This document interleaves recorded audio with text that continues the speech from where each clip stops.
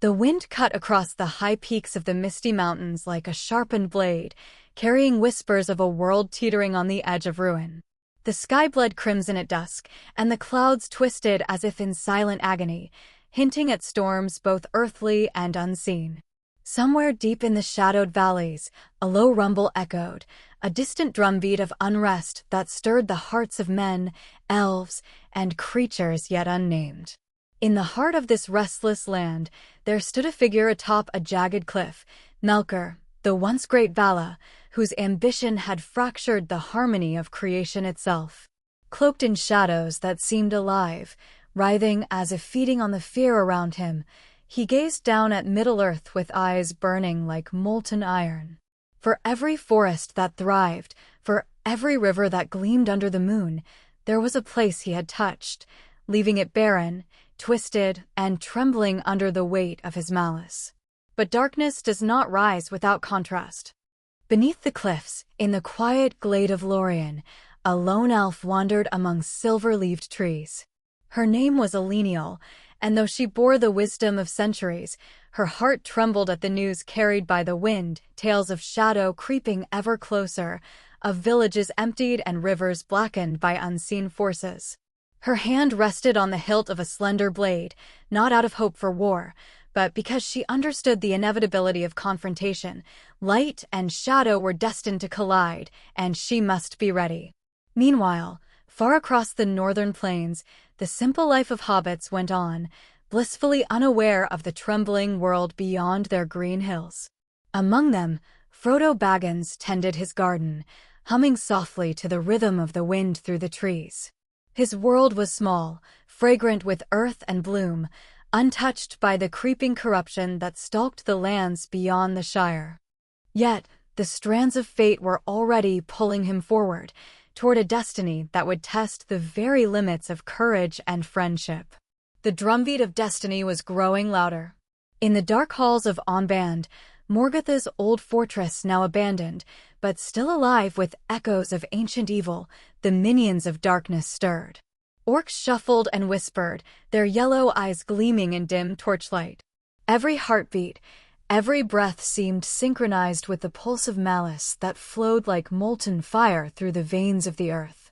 And from the heart of this darkness rose Sauron, once lieutenant to the fallen Melkor, his presence a shadow made flesh, eyes like coals in the gloom, surveying his domain with a mind as sharp as a dagger. Every movement of his hand rippled through Middle-earth, corrupting, bending, promising dominion over all life. Yet, even in the shadow's presence, hope whispered through the land. Among the mountain passes, a ranger named Aragorn moved like a phantom, unseen and unheard, tracking signs of encroaching evil. His eyes held stories of battles past, of victories won and companions lost, but they also carried a flicker of determination that refused to be snuffed out. He was a man shaped by hardship, bound to a destiny larger than himself, and though he did not yet know the full weight of what was coming, he felt it pressing at the edges of the world. Above it all, the sky quivered. A storm, both elemental and unseen, gathered its power. Lightning split the clouds, thunder shook the mountains, and the wind carried the scent of fire and ash. Somewhere between the peaks, the forests, and the quiet Shire, threads of fate were being woven, threads that would tie together kings and hobbits, elves and wizards, light and shadow, in a tapestry both beautiful and tragic. And as the first stars blinked awake, fragile against the bruised sky, a voice rose on the wind, carried from the highest peaks to the deepest valleys. It was a whisper, barely audible, yet impossible to ignore. The world is shifting. The shadow grows. Choose or be consumed. In that instant, every life that mattered, whether hidden in a Shire garden, wandering an enchanted forest, or marching across a war-torn plain, was touched by the gravity of what was coming. The age of innocence was ending. The struggle of Middle-earth was about to begin. The land held its breath. The night deepened over Middle-earth, thick and heavy like a living curtain, yet beneath its velvet cover, the world was stirring. In the forests of Lothlorien, Eleniel moved quietly among the ancient trees, her mind tangled with unease.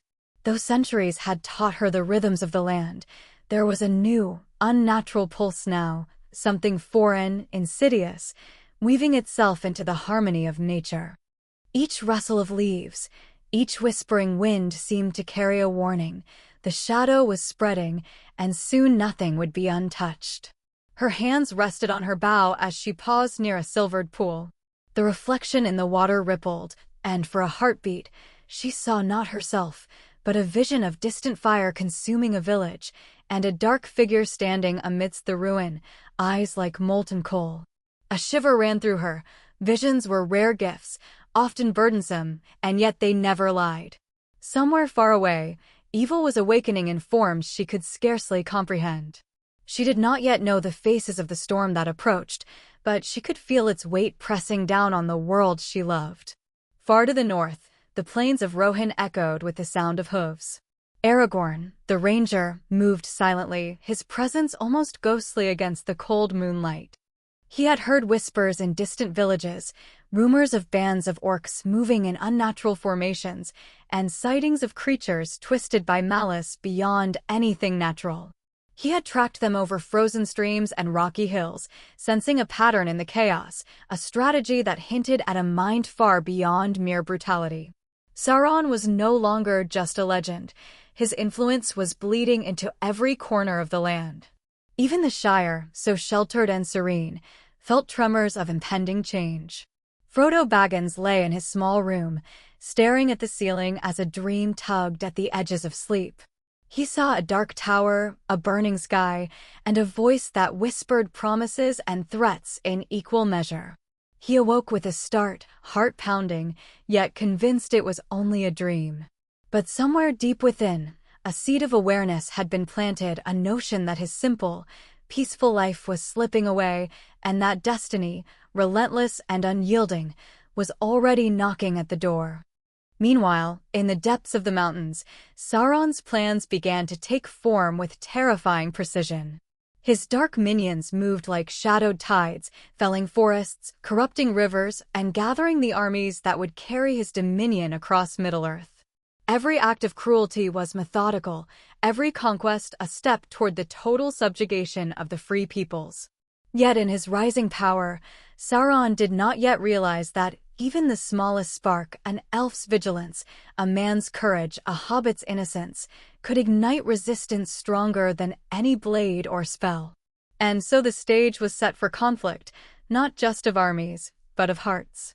Each character, each life touched by this encroaching darkness, would be forced to confront desires, fears, and choices that could shape the course of history. Eleniel grappled with doubt and the fear that centuries of wisdom might be powerless against a new malevolence. Aragorn carried the burden of foresight, knowing that the survival of entire kingdoms depended on decisions that had yet to be made.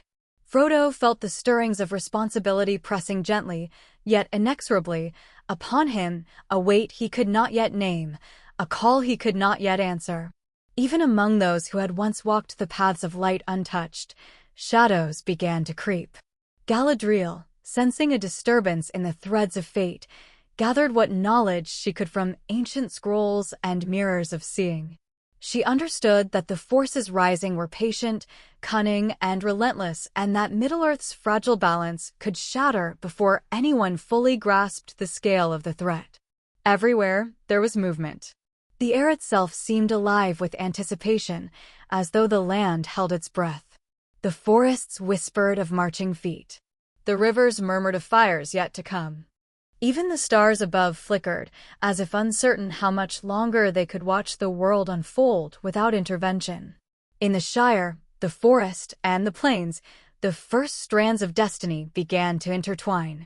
Frodo's quiet innocence, Eleniel's wisdom, Aragorn's vigilance, and even the dark plots of Sauron, each was a thread in a web of light and shadow, binding together lives that had yet to fully meet.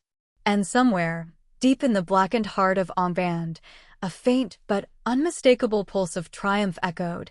Sauron was aware, and his patience was almost spent. The winds of Middle-earth were shifting. Soon, every choice, every step, and every heartbeat would matter. The gathering shadow had begun, and the world itself seemed to know it. A storm had gathered over the northern ridges, lightning splitting the sky with violent ferocity. Yet it was not the tempest that shook Middle-earth that night. It was the first unmistakable strike of darkness into the lives of those who had thought themselves safe. Frodo Baggins awoke to a scream that seemed to tear through the walls of the Shire itself. Heart hammering, he ran outside into the thick fog, only to see smoke curling over the village, mingling with the cold morning mist. Shadows moved with unnatural speed between the trees. Their shapes were twisted, unnatural, and inhuman. Orcs had crossed the borders, faster and more organized than anyone had imagined.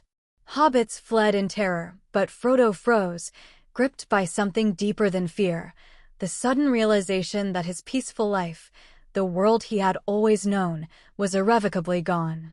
The One Ring, which he had not yet known would become his burden, pulsed faintly at his side, an almost imperceptible weight, yet heavy with an invisible gravity. He did not understand it, but instinct whispered that this small, golden circle would shape his choices in ways no courage or cleverness could fully anticipate. Even the gentlest hearts must sometimes carry burdens meant for kings. Far to the east, Eleniel watched her forest burn from the heights of a hill, flames casting twisted shadows over the silvered leaves. The creatures of the dark had come for the sacred groves, and with them, a new terror. They were led by a figure cloaked in fire and shadow, a being of power she had only glimpsed in the deepest visions of her youth. This was no ordinary marauder. This was Sauron's lieutenant, a messenger of ruin, and his presence alone bent reality. For the first time, Eleniel felt the sting of doubt pierce her centuries of wisdom. Could centuries of knowledge and vigilance withstand the cunning of this malevolence? Or was even she destined to be swept aside by the tide? Aragorn, tracking rumors of war across the plains, arrived to find villages burned, bodies strewn across the fields, and signs of meticulous cruelty. For the first time, he felt the limits of his skills pressing down like stone. He could track, fight, and survive, but these attacks were not random. They were a pattern, a test, and worse, a warning. Sauron was teaching the world its place, and every strike seemed to whisper, "Resistance is futile." Yet Aragorn's heart hardened. He understood that yielding to fear would only hasten defeat, and yet the knowledge that even the bravest might not survive gnawed at him.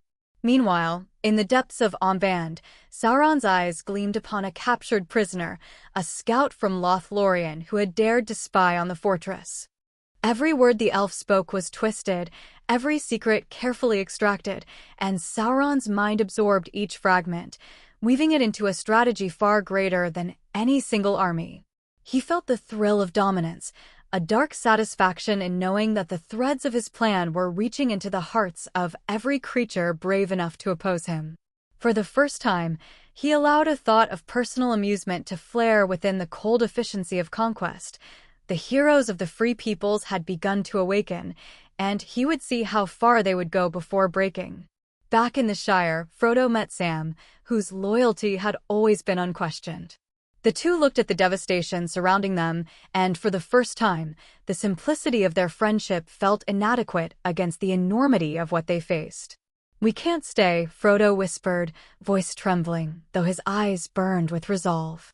Sam grasped his arm, the world silent except for the distant cries of fleeing hobbits. "Then we go," he said, and in that decision, something irreversible was born, a path that would demand sacrifice, courage, and the strength to bear burdens no hobbit had ever carried before. In Lothlorien, Eleniel's resolve hardened as well. She gathered what warriors she could, elves, men, even creatures willing to fight against corruption, and made a choice that would shape the fate of her people. She would confront the invaders, even knowing that the shadows she faced were far older, wiser, and crueler than anything she had faced in her long life. The forest, once a sanctuary, became a battleground of moral and physical stakes, and Eleniel realized that survival alone was no longer the goal. Victory, or at least resistance, would require courage she had long thought beyond her reach.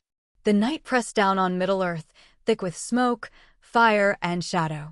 In that moment, hope and fear were inseparable. intertwined in every heart that refused to bow. Choices had been made, innocence shattered, and the world would never again be as it had been. The heroes had stepped into the tide, and the current of fate had begun to pull them toward impossible challenges, moral tests, and losses they could not yet imagine. And somewhere, in the cold halls of Aumband, Sauron smiled, silent, patient, knowing the game had begun in earnest, and that every move of light would only reveal the depths of the darkness they faced. The smoke had not yet cleared from the Shire, and already the horizon burned with a new fire. Frodo and Sam stumbled through the fields, hearts pounding, eyes wide with disbelief.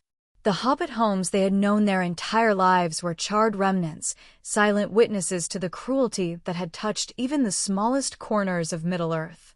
Sam stopped, chest heaving, and looked at Frodo. "It's worse than we imagined," he said, voice trembling. "And it's just the beginning." Frodo nodded, swallowing the knot in his throat. The One Ring felt heavier than ever, not just as a piece of jewelry, but as a symbol of the burden now thrust upon him. "We can't run forever, Sam," he whispered. "We have to keep moving. We have to find a way to stop this." His words sounded hollow even to his own ears, but they carried a weight of determination that neither hobbit could deny. In that instant, the innocence of their earlier lives vanished, replaced by a resolve that was terrifying in its magnitude. Far to the east, Eleniel crouched among the remaining sentinels of her forest. The invading forces of Sauron were not just brutish. They moved with cunning and coordination that betrayed planning and strategy. One of her warriors fell to a poisoned arrow, another screamed as twisted creatures charged from the trees. The forest that had once been a haven of peace and reflection became a cacophony of screams, the sounds of struggle and death blending with the moan of wind through splintered branches. "Hold the line," Eleniel shouted, her voice cutting through chaos like steel. Her bow sang as she struck down foe after foe, yet for every enemy felled, two more emerged. Her warriors' morale wavered under the unrelenting pressure, and doubt flickered across her face. Could courage and skill alone stand against a darkness that seemed endless, tireless, and patient? And yet, she could not yield, not when the future of her people depended on her strength. Aragorn, moving through the shattered villages along the plains, encountered survivors huddled among ruins. A mother clutched her child as if the weight of their fear could be transferred into her own arms. "You must leave," Aragorn commanded, but even he felt the limitations of his words. The shadow moved faster than they could flee, and the vastness of Sauron's armies made every step forward a battle against despair. Still, he pushed on, recognizing that leadership was not measured by the lives saved in safety, but by the lives guided through terror toward hope. Meanwhile, in the heart of Aumband, Sauron observed every movement with calculating precision. Every strategy executed by his enemies was anticipated, every error exploited. The corridors of his fortress were alive with a tension that seemed to hum, a dark pulse that mirrored his own rising excitement. "Let them feel the weight of what they face," he murmured, voice low but thunderous. "Let them realize that the world bends before me, and that every choice they make tightens the snare around them." Yet, even in these moments of despair, courage emerged in unexpected forms. Frodo and Sam, drenched in sweat and soot, discovered a group of hobbits who had survived the initial assault. Though frightened, these hobbits offered strength through shared fear, reminding Frodo that even the smallest beings could carry courage beyond measure. Sam grasped Frodo's shoulder and said, "We aren't alone, Mr. Frodo." "Not yet. And if we stand together, maybe, just maybe, we can hold them off." Eleniel's gaze fell upon a clearing where one of her youngest warriors, trembling and bloodied, faced a group of advancing orcs. Without hesitation, she leapt into the fray, intercepting the enemy and driving them back with deadly precision. "You will not falter," she shouted. "We fight not because we desire war, but because we must protect all that remains of this world." Her voice carried over the clash of steel and the cries of pain, sparking a flame of hope among her weary companions. Night fell like a heavy curtain over the battlefield, the darkness deepened by smoke and sorrow. Every heart was tested, fear, Grief and doubt threatened to break even the strongest, yet each choice to fight, to protect, to endure, added weight to the coming storm. The threads of destiny pulled tighter, weaving Frodo, Sam, Eleniel, Aragorn, and even Sauron into a tapestry of inevitable confrontation. And as the stars blinked coldly above, a whisper rode the wind, barely audible, yet piercing in its clarity. The world waits for no one. Choose your path or be consumed. Middle-earth trembled under the siege of shadows, and every soul who had stepped into the tide of fate understood that the battle ahead would demand more than bravery. It would demand transformation. Lightning tore across the sky above the scorched plains, illuminating a battlefield that seemed to stretch into infinity. Smoke and ash hung like a shroud, painting the world in grays and blacks.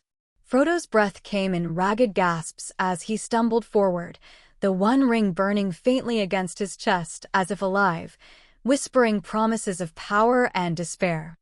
Around him, the cries of hobbits, elves, and men melded into a cacophony of fear and defiance, a sound that would echo through memory long after the battle ended. At the crest of a hill, Eleniel faced the lieutenant of Sauron, a being cloaked in fire and shadow, eyes that seemed to burn into her soul. Every arrow she loosed was deflected, every strike met with supernatural force.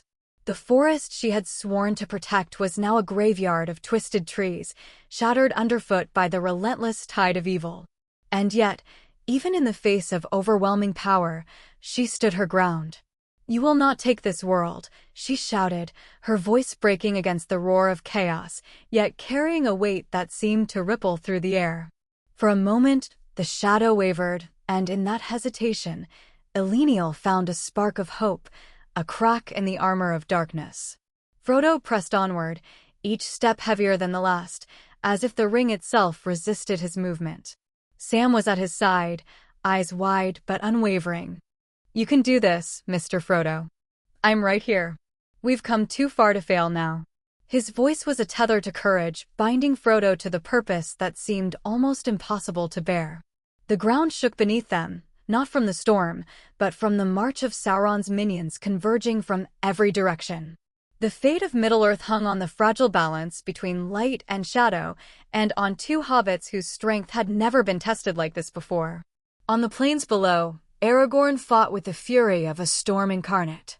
Every sword swing, every movement of strategy was precise, honed by years of preparation and instinct, yet he knew it was not enough. The enemy was vast, seemingly endless, and even victory came at a staggering cost. He saw men and elves fall beside him, their lives extinguished by blades, arrows, or despair. Each loss pressed on him like a stone in his chest, but he refused to let grief paralyze him. "Hold fast," he cried, rallying the survivors. "Even in darkness, we are the spark." Then it happened. A tremor ran through the land, a single, impossibly loud pulse that seemed to pierce the very sky. The lieutenant of Sauron, distracted for a fraction of a heartbeat by Eleniel's defiance, faltered. Frodo, sensing a shift in the balance of fate, felt the ring's pull intensify, whispering his deepest fears: surrender, dominance, annihilation. He felt his knees, sweat mixing with tears.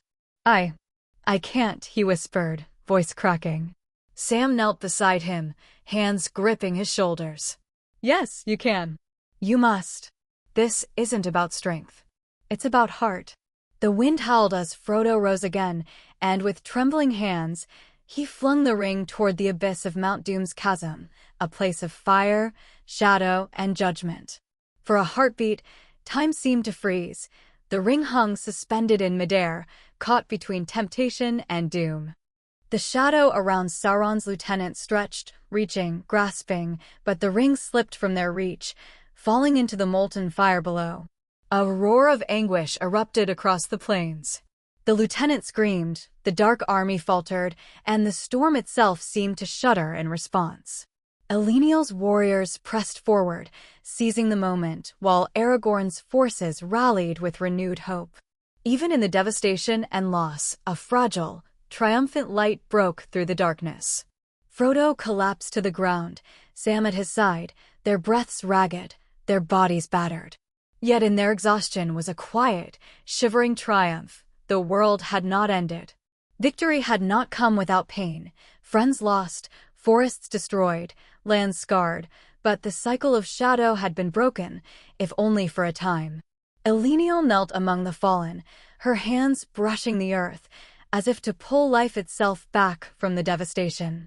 "We survived," she whispered, voice hoarse. "But at what cost?" She rose, eyes scanning the battlefield, knowing that peace was never permanent, that vigilance would always be required, but that hope, once kindled, could never be fully extinguished. High above, the storm began to lift, revealing stars glittering through the smoke. The land itself seemed to exhale, releasing a long-held breath of relief. Frodo, Sam, Eleniel, and Aragorn, each scarred, each changed, each carrying the weight of what they had endured, stood together, their silhouettes etched against the faint glow of dawn. Middle-earth had survived its darkest hour, not through power alone, but through courage, loyalty, and the unyielding strength of hearts united against shadow. And though the ring was gone, and the immediate threat ended, the echoes of what had transpired would forever shape the world, a reminder that, even in despair, choice, courage, and sacrifice could illuminate the darkest of paths. Middle-earth was battered. Middle-earth was scarred. But Middle-earth still lived. The first light of dawn spilled over Middle-earth, softening the scars left by fire and shadow.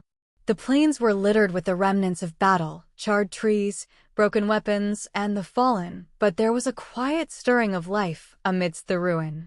Birds dared to sing again, rivers whispered over stones blackened by ash, and the wind carried not only smoke, but also the faint scent of rain, of cleansing, of a world breathing anew.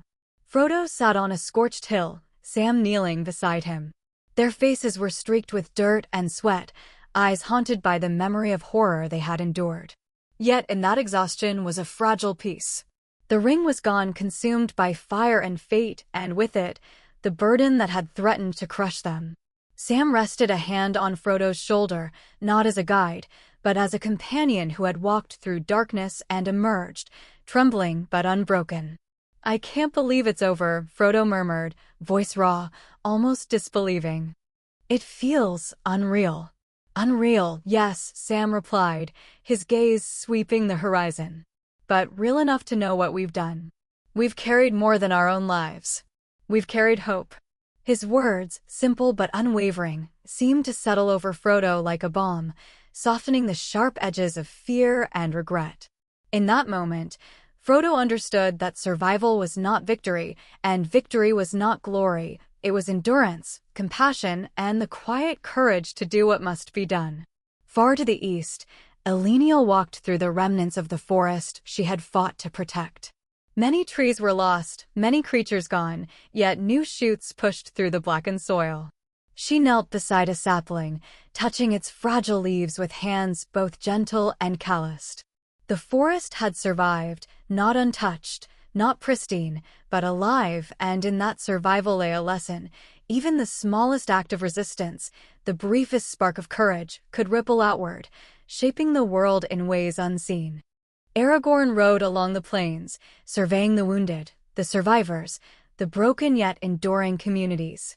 Each step was a testament to perseverance, a promise that leadership was not measured in the absence of failure, but in the capacity to guide others through it. He dismounted near a small group of villagers, offering words of solace and reassurance.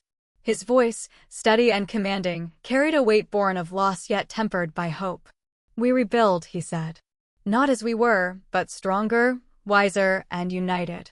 Shadows may return, but they will never find us unprepared again." And even in Omband, the echoes of Sauron's ambition lingered like a distant tremor.